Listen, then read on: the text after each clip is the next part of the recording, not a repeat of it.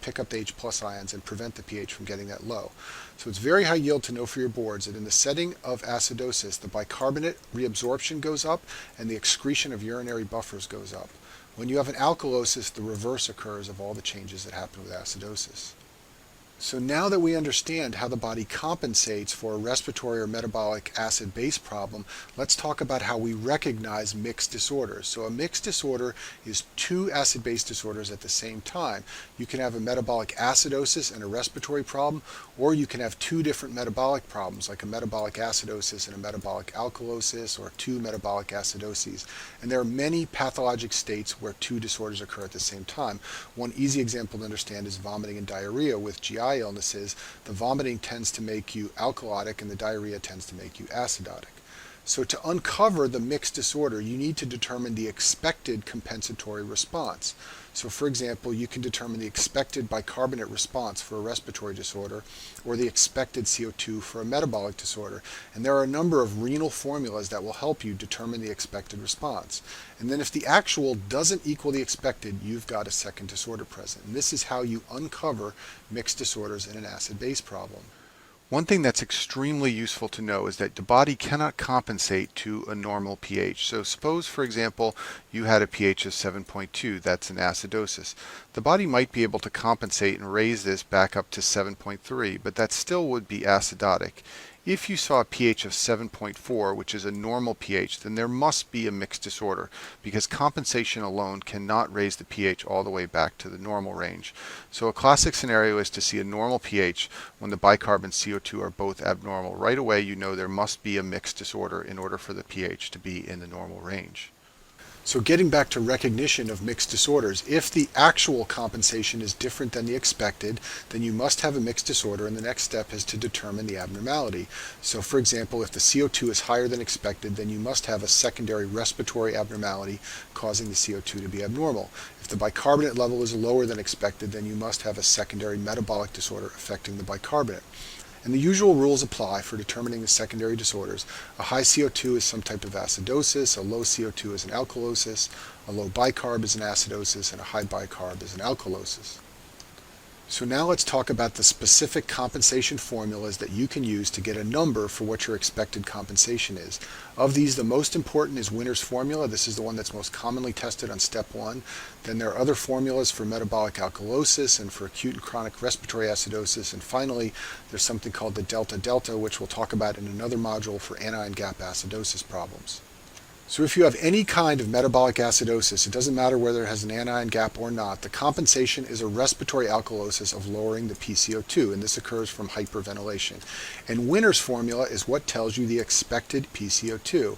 If the actual CO2 doesn't equal the expected, then it's a mixed disorder. And Winner's formula is 1.5 times the bicarb concentration plus 8 plus or minus 2. And the easiest way to understand this is to use it in a couple of examples. So suppose you have a pH of 7.2 and that's an acidosis, and the bicarbonate level is 9. That's low. A normal bicarbonate level is 24, so this is a metabolic acidosis. And the PCO2 is 22. That's also low. Normal is 40. So if we plug these numbers into Winner's formula, the expected PCO2 is 1.5 times 9 plus 8, which equals 22 plus or minus 2. So we should have a PCO2 anywhere between 20 and 24, and we do. Our PCO2 is 22. So this means there is no secondary disorder. This is a simple metabolic acidosis with nothing else going on. Winner's formula has helped us to figure that out. Now let's take another example. Suppose the pH is 7.28, so this is an acidosis. The bicarbonate level is 12, so that's low because normal is 24, so this is a metabolic acidosis. And then you have a PCO2 of 40 and normal is 40. So right away I know there are two disorders here because the PCO2 is normal. The PCO2 should never be normal in the setting of a metabolic acidosis. Respiratory compensation is very quick and the body will quickly lower the PCO2 to compensate. So I already know there's a problem before I've used any formulas. But for completeness sake, we're going to employ Winner's formula, and the expected PCO2 is 1.5 times 12 plus 8, which is 26 plus or minus 2. So the PCO2, according to Winner's formula, should be somewhere between 24 and 28, and it's not. The PCO2 is too high. It's greater than expected, and this means there is a concomitant respiratory acidosis. And like I said, you can figure this out through the formula, but you actually know it right away because you have a normal PCO2 in the setting of an acidosis. So now let's talk about the compensation for a metabolic alkalosis. The compensatory response is to create a respiratory acidosis, to raise the PCO2, and that happens through hypoventilation. And there is a rule of thumb that the PCO2 will rise 0.7 for every 1 milliequivalent rise in the bicarb. And if your actual PCO2 does not equal your expected, then you have a mixed disorder. And I've written the equation for metabolic alkalosis compensation down here. The change in PCO2 is 0.7 times the change in bicarb. So this is easier to understand if we do an example. Suppose the pH is 7.5, that would give us an alkalosis. The bicarb is 34, which is increased because normal is 24, so this is a metabolic alkalosis. The PCO2 is also increased at 47, it's higher than normal at 40. So we're going to try to determine if this compensation is appropriate. So the change in bicarb is the patient's bicarb of 34 minus a normal bicarb of 24, and that's 10. So the expected change in PCO2 is 0.7 times 10, or 7.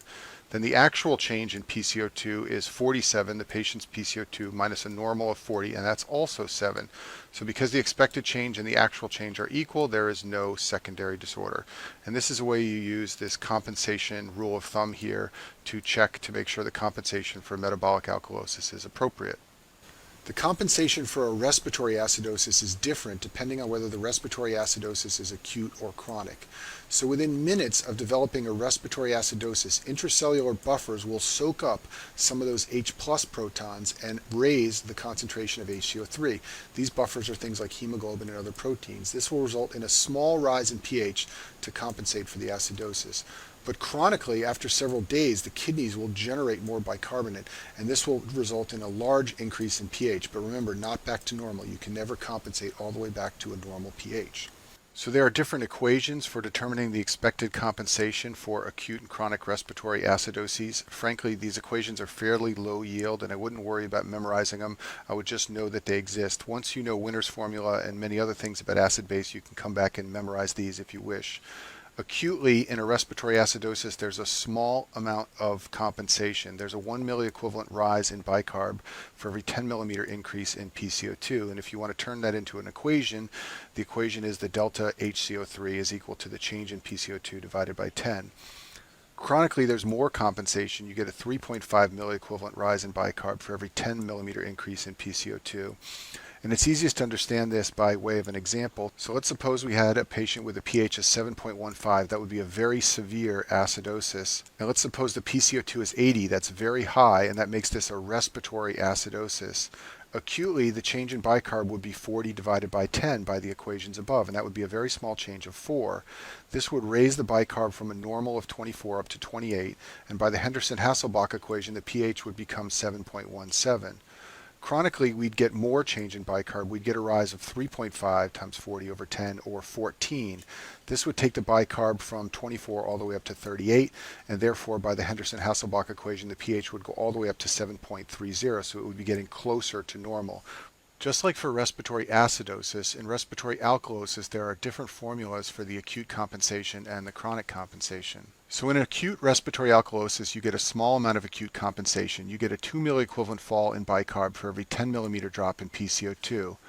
Chronically, you get more compensation. There's a 4 milliequivalent fall for every 10 millimeter drop in PCO2. And it's easiest to understand this with an example. So let's suppose you had a pH of 7.65. That would be an alkalosis, and let's suppose that the PCO2 was 20, that's low, and that makes this a respiratory alkalosis. And this is like what happens to people when they ascend to high altitude. They hyperventilate to maintain oxygen, and they develop a respiratory alkalosis. Acutely, there'll be a very small change in bicarbonate. It'll be 2 times 20 divided by 10 by the equations above, and that's a 4 milliequivalent change. So the bicarb would drop from a normal of 24 down to 20, and by the Henderson-Hasselbalch equation, this gives you a pH of 7.63, so still pretty alkalotic. Chronically, however, the change in bicarb would be greater. It would be 4 times 20 divided by 10, or 8. This means the bicarb is going to fall from 24 down to 16, and this gives you a pH that's closer to normal of 7.53. And this is what people who live in high altitude look like chronically. After a while, their body begins to adjust, and the kidneys excrete bicarb, and they have a very low bicarbonate level, and their pH falls back towards normal, although remember, you can never compensate completely back to the normal range.